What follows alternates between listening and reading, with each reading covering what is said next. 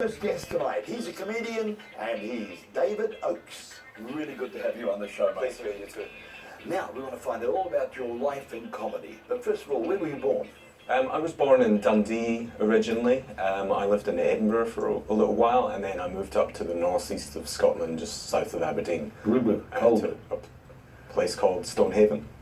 Cold. Yeah, very cold, very Very cold. cold. Yeah. You wouldn't want to go swimming in the North Sea there. No, you wouldn't, but No. nice cod. Beautiful tasting cod. Very nice cod, yeah, Yes. good fish up And there. a bit yeah. of oil and gas. Yeah, it was, Stonehaven was a small fishing town. Aberdeen's was a small fishing town, now it's the oil capital of Europe. Right. Yeah, so big wealthy place in Yes. Scotland, you wouldn't expect it. So when did you come to New Zealand? How old were you? I've been here 19 years, so I came over in 1997, yeah. A Kiwi girl brought me back as a souvenir. She'd been on, what, a working holiday and met you over there? Yes, we had met a few years before that, and in the UK and England. Yes. She was just travelling, and we just wrote to each other for a few years, back before the internet, so we were just writing to each Yes. other. And she came back to Scotland after a few years, and we lived together, and she wanted to come home, so I followed her. Yeah. And you're now living in New Zealand. I know, yeah, I've been here 19 years. So when did you start your comedy? I started comedy late. I started 6 years ago. That's all? 2010, yes. Oh, you've made a name for yourself already. Starting to, yeah. Yes. Getting there, yeah. Starting to get some good reviews. And, they say comedy is a 10-year apprenticeship. Yes. So I'm over halfway now, I've tipped the balance. So what started your apprenticeship? How did you begin? It was something that I wanted to do since I was a teenager, and I was just really keen to do it, and I'd found myself being a comedian in every job I had done. I was a waiter, for instance. There was a real performance in that, and then I crafted jewellery and I would sell at markets. So the market stall was my stage, and I progressively got closer being a comedian. Then I went into DJing, like mobile DJing, and I found myself enjoying being more on the mic than spinning discs. Yes. and that was my crossover into comedy. Wow. So that's how I eventually made it after all those years of not really knowing I was performing. How would you best describe yourself? Are you a basic stand-up comedian or Yes. Yes. Pretty straight stand-up comedian, kind of mix small anecdotes with one-liners, but trying to get a bit more into long-form telling stories. I've kind of got more and more stories to tell, so I'm hoping to move more in that direction. When you come to get your material, do you sit down with pen and think, I am going to write now, or do you wait until inspiration hits? A bit of both, but Yes. mainly when something happens and I think that's a great idea for a joke, or that's a great scenario, and then I'll write it down. But yeah, rarely do I sit down and write, but I probably should. But I do a bit of both, but yes, it's mainly as it comes. Now you've done work with the New Zealand Comedy Festival, haven't you? Yeah. Tell us about that. Well, I did my first show in 2012. I did like a three-way show with two other people, and that went okay. And then I did a show during the festival, not in the festival, last year, sort of an independent show, and with a friend of mine who had done a show with, Anthony Wilson, who had done a show with in 2012. Mm-hmm. And we got real good reviews for that. And we were just pleased. Was that just stand-up, or were there sketches? It was purely stand-up. Anthony had sort of a music intro that didn't really work out for him, but that's how it just technically. But yeah, it was mostly just stand-up. Right. Yeah. And so Comedy Capers, that's your company, isn't it? That's right. Yeah. Tell us about that. So that started after doing comedy for 2 years. And there was a real dearth of places to perform. in Auckland at the time. There was just the Classic, and there was a place called Snatch on Ponsonby Road, Right. which is not there anymore. But I actually got to MC the last ever Snatch, Oh, right. which was great. It was great to see it out, knock the nail in the coffin. But yeah, so there was a real lack of venues around, and so I just started running shows, and it sort of grew and grew over the last 4 years. And kind of got to about 12 venues that I was running shows in. It's at about 9 now. It's kind of evened off a bit. And yeah, they're not that often. They're quarterly mainly, sometimes biannually, just depends on what the venue wants. So you produce and promote them yourself? So I do you? produce, promote and perform And in perform, some yes. of them. So they'll line up shows, get some of the big headliners in New Zealand headlining, and I'll do some of the smaller spots. Is it a booking agency as well? Or could it be? A little bit of a booking agency, yeah. Yes. So if somebody has seen you and wanted to book you, they would go to Comedy Capers? ComedyCapersNZ.com. Yeah. Comedy Capers. NZ.com. Yeah, that's that's great. So if somebody goes into Comedy Capers and they want you, Yeah. is there something to fill in, or is there a? There is a contact form. Yes. There is no information on comedians there. It's based on sort of my experience of promoting. Right. But I am actually on there as a photograph of me as being who Comedy Capers is. Right. So that, and it does say I'm a comedian. So That's great. yeah. Does any of your comedy refer back to Scotland, or is it all local? Yeah, a lot of it refers back to Scotland. Not too much. I don't like to stereotype myself too much, but Right. more and more it's becoming about what's happening here. But that's my point of difference. Oh, of course it is, yes. being Scottish and seeing the differences between living there and growing up there and here, and, Yes. and yeah, just that contrast. And yeah, people really get it, and enjoy it. Do you do any work for corporates, things like that? Not yet is something I'd like to do. And do you work through any agencies? No, I don't work it through No. any agency, so You choose not to? it's not that I choose not to. It's just those opportunities haven't come up yet. Oh, right. Right. I mean, I have done. I've started doing MCing, sort of random MCing. I did one for a launch for the local body elections. Oh, yes, yes. For the Future West, which is a mix of the Labour Party and the Green Party. A lot of scope for- David Cunliffe was there. And, A lot of scope for comedy there. yeah, there was. It was real good fun. So yeah, I'll do different gigs. Yes. Yeah. What do you have coming up? What do you plan for the future? Well, I just went to Sydney. So I had a couple of weeks there in Performing. Australia. I was in Australia visiting family, but I also went to Sydney and performed in Australia for the first time and did a couple of gigs there and just checked out the scene. Yes. And loved that. So I'd love to go back to there at some point, but I don't have any firm plans in the near future. I haven't set up any gigs for myself. Right. Is comedy your livelihood? Producing Oh. has been my livelihood, but and stand up too. So first and foremost, I see myself as a stand up comedian, and then I run shows to, to pay the bills, and yeah, just I do a lot of gigs, at least one or two every week. Oh, that's great.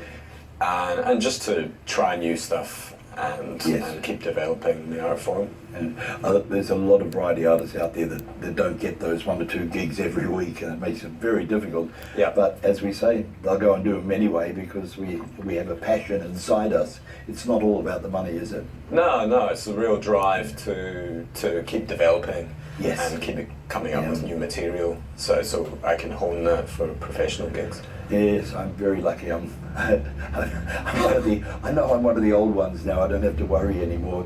The new change. I have to admit that I admire those of you that write your own material because I've never had to. It's jokes. Right, Joke. yeah, Storytelling comedy. Yeah. And visual comedy. yeah. Does it ever worry you that you get writer's block? Not really, because it comes eventually. Sometimes there'll be like a comedy drought, Yes. and not much is happening. But then I can fall back on older material if I have to. But yeah, just keep writing. And The comedy scene in New Zealand, all the comics are very close, aren't they? yeah, there's a real good camaraderie. Yes, there between is. all the comedians in Yes. New Zealand. Yeah, there's a lot of respect and good camaraderie. Everyone helps each other. Yeah, a lot of positivity. It's great. It's great. And it's a small industry, so that's how it yes, should it be. is. Yes, yeah. Yeah. I'm sure people watching will be fascinated to see some of your comedy. So let's have a look at this. They wanted me to either be a lawyer or a barrister, but the closest I got was a liar and a barista. When I order a coffee, I ask for, I like my coffee strong, but I don't like caffeine or milk. So when I order a coffee, I ask for a decaf, soy, whiskey, heroin, flat white. I recently had some downtime. I was in hospital with a broken leg, and when I was there, I saw this sign. And most people don't mind if you don't have a religion, but I was shocked to see this sign that said "Diagnostics." I'll give you a minute to let that one sink in. But business hasn't been going so well recently. My wife was like, "Hey, you need to get some extra work," so I found myself on a film set. And she was like, "That's not what I meant. That's not enough. You need to get some extra work." So I found myself selling newspapers on the street. extra, read all about it. I was like, you know that is not what I meant, right? And it's still not enough. You need to get some extra work. So I found myself doing triple X work on a film set. I just didn't know Brilliant what stuff. I meant. I can see why you're making a living out of it, David. But you're also an actor, Yeah, I've started doing some acting. I've had an agent for a few years. and you've even reached the heights of New Zealand's greatest soap opera. Shortland Street. Yes. I had a small part with Shortland Street. That was a lot of fun.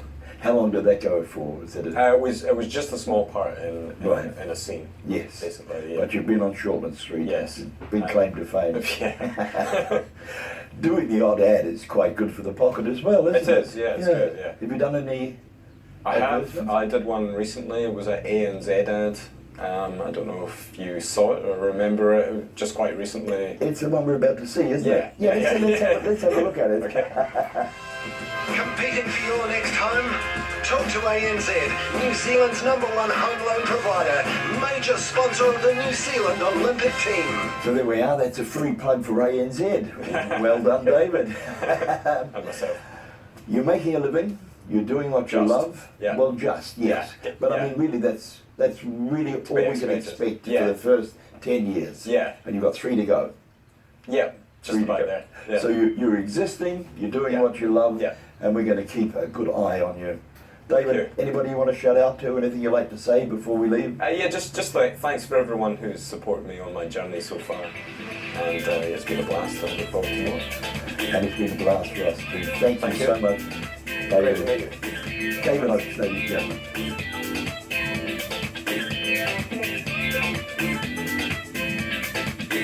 Welcome back to the Guy Cater Show. I'm Guy Cater, and I'm sitting here with an old friend. No, I mean old. Yeah, we're both pretty old. Terry Coslet. Good to be here, Guy. Well, Terry, what a career you've had. You are juggling, and we're not talking about the books, are we? You are a professional juggler. How did your life as a juggler begin? Well, when I was at school, there was a fellow who used to come and do school shows called Norman Tate. He went by the name of the Fun Doctor. I remember the Fun Doctor. Yeah, he'd been around for a long time. He performed for my parents as well. Really? Yeah. So, like most kids, went home and had a practice, and I enjoyed what I was doing, enjoyed making patterns in the air, and I kept on practicing. And from there, I did a talent quest for George Tollerton when I was in the 4th form. And it was in the Whangarei Town Hall. A few years later, I came to Auckland as a student, reintroduced myself to George, and it was a halcyon time for sight acts. It was a really good time, and away I went. It was a very good time to be around performing. Because he ran the Fuller's agency then, He didn't did, he, yes. George Dollerton, He a little did. bit before my time, before I was in the business. Yeah. But you don't just juggle balls, you did everything. We got some photos we'll be showing of you walking up ladders, balancing, were there swords on you? Yeah, I did the classical circus trick sword and dagger act. That particular act was centered around swords and fire, and wore a turban, and it went across very well. And yes, I manipulated a whole lot of different things, threw them around, and themed that sword and dagger act, and it went very well. Yes, I had the joy of working with you, I think with Wally Lewis on the Wheel Tappers and Shunters show, and then later on with Jim Jolt as well. Yeah. But there's a period in your life when you were teaching, weren't you? Well, I've always been a part-time, well, was always a part-time juggler. Being a teacher, it was ideal for Circus World because it coincided with their key topic, their main Of time for course, business. yes. And so I did a lot of travelling around the country with iconic New Zealand circus names, with Charlie Ridgway, of course, and then Tony Ratcliffe. I worked with Tony off and on for about 40 years. Wow, you like your circus life? It was exhilarating, it was different. And there were some incredible experiences. Can I tell you about the time the lions escaped? No. Yes, please do. I want to hear that. So we were showing at the lakeside at Rotorua, and a lion, the big one, called King, one of those big stereotypical lions with a great big mane, Yes. knocked the door open, and it knocked the door open, and out it went, and the other ones followed. And they're out on the field with 5 lions. Oh, really? Yeah. Tony Ratcliffe yelled out, "Somebody get the police!" And the cops arrived, and they didn't have a clue. Cowboys and Commodores, hooning around, and after the first fender bender, Oh, really? yeah, one of them jumped out of the car, went to the back, came out with a gun, and he aimed at King, the big lion. And there was a tent hand, a hard man, an ex-convict, he'd been in jail. But he was the man for the moment on the occasion. When that cop picked up the gun and aimed at the lion, he said, "If you shoot that bleeping lion, you bleep, I'll bleep and shoot you." At that point, Stewie took over. As I said, he was the man for the moment. He said, "We need crowd control. Come on, you guys, we need crowd control. Get those kids back." And he said, "Somebody get on the mic. We need to get a funnel of cars down to the back of the cage, and we need to drive the lions back into the funnel of the cars. Would somebody, one of you cops please, would you do the directing the traffic to get the cars there? The rest of us, let's go around the back. We've got to cajole them back, come on." And so we went around the back. I was pretty well back. And finally the lions were back in the cage. And there was a complete reversal of the usual situation at the end. There were the line of policemen and Stewie, hard jailbird Stewie, going along the hands of the policeman, shaking them. "Thank you very much, thank you very much, thank you very much." Except for the one who was going to shoot the lion. He was still in the car. So Stewie went over to him and said, "Look, I thanked all your mates, I want to thank you." That policeman got out of the car and said, "No, I want to thank you. I've learned something about how to operate today, and I've learned it from you, mate. Thank you very much." Wow. The next day, the local police chief, the area commander, came down and said, "Where's the man in the red overalls? I want to thank him." There was quite something. Wow. So my 6-week run finished, and I went back to Auckland. And a couple of weeks later, I hear a knock on the door. "G'day, Terry. Can I have a cup of tea?" "Yeah, sure." And so we reminisced. It was great. It was King, the lion. Yeah, No, sorry. You didn't say who it was. So I'm assuming it's Stewie that had turned up. Yeah, I was Yes. did I not mention that? No. Yeah, I thought I did. Yeah, I so again, Stewie turned up. And so, after a cup of tea and reminiscing and talking about the Lions story, he said, "Oh, I better go." And he said, "Oh, there's a ute up by the bus stop. You don't know anything about it, leave it alone." The next thing I heard about Stewie was he'd been a ring bolt. A ring bolt is where somebody gets a trip to Australia and some captain of some frigate, rustic sort of rugged sort of inter-Tasman boat will put you on as a crew member for a while. And that was the last I heard of him. He was a ring bolt and he was in Australia. Oh, right. That Yeah. was, but it was quite a sensational time, and it was an interesting man to meet. Yeah, he was the man for the moment. 5 lions on the loose. That would have been incredible publicity for the circus. Oh, it was good. But of course, these days circuses are moving away from animals. How do you feel about that? Circuses aren't moving away from animals. It is no longer PC to Oh, well, have. yes. Yeah. And you can have domestic animals. You can have ponies, horses, dogs, but no exotic animals anymore. And No. a lot of people are very unhappy about that because a lot of kids go to a circus to see the clowns and see the animals. And so it is a bit of a sad shift, really. Yes. When you were young, you went and saw that first remind me, Norman Tate. Norman Tate, yes, the Fun Doctor. That's Yeah. right. So, did you actually? You said you started immediately. Did you have an eye on a career in show business at that young age? No, good question.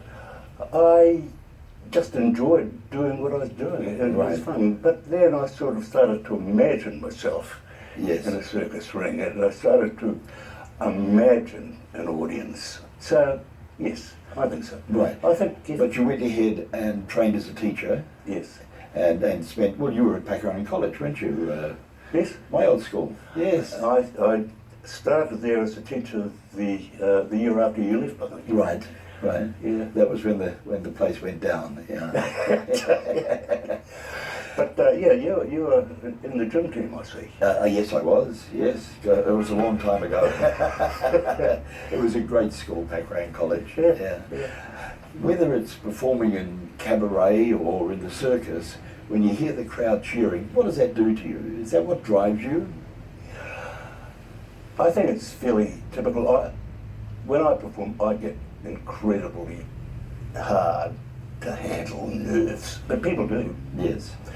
It's part of the sort of getting into the right feeling, the right spirit, I think. So it's rugged, I feel the anxiety, and then I think, why do I do this? And then I do the show, I get good applause throughout, and if it's been a success, and it usually was pretty good.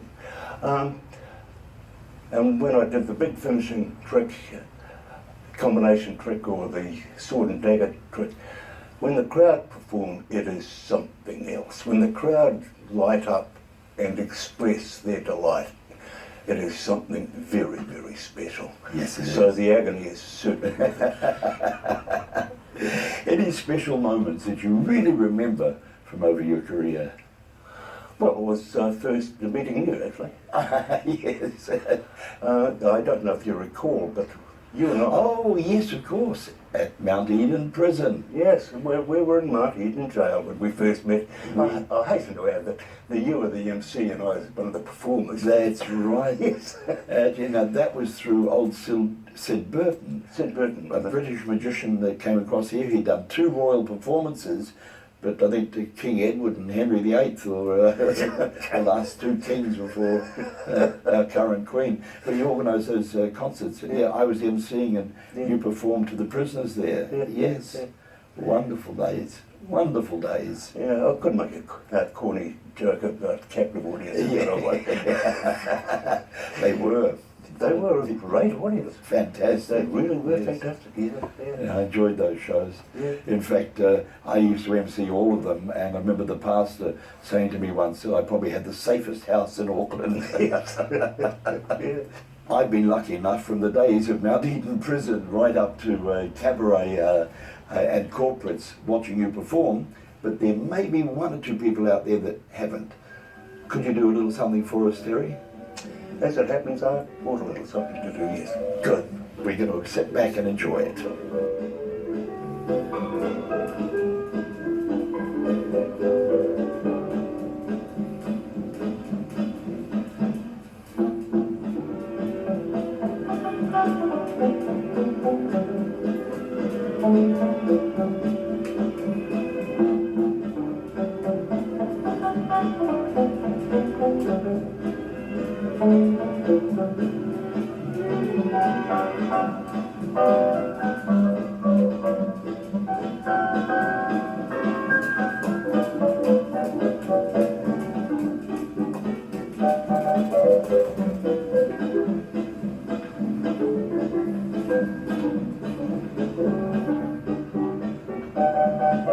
Terry, that was wonderful. It really has been great. You brought back so many memories, and there are so many stories we can tell. But through your career, are you happy with the way your life has gone? Is there anything you would change? I would always be a performer of some sort. I do think that performers are born with a performing DNA sequence. I love the story of Jacqueline Dupre, cellist. When she was a little girl, her parents took her to a symphony orchestra. And when she got home, she said, "I want to play the thing that makes the noise." She was referring to the cello. Of all the instruments in the orchestra, she heard the cello, and she became the world cello virtuoso. So yeah, I think performing, whatever the nature of the performing, it's a calling, and if people are lucky enough to find it and live it, it's wonderful. And we live it to the end because we never ever retire. Absolutely. Absolutely. Terry, thank you so much for being on the show. It's been wonderful, mate. Been a real pleasure, guys. Thank you. Well, that's us for this week. What a great show. I'd like to thank my special guests, David Oakes and Terry Coslet, and invite you back here next week, same time, same channel, for the Guy Cater Show. And remember, it's nice to be important, but it's much more important to be nice. Good night.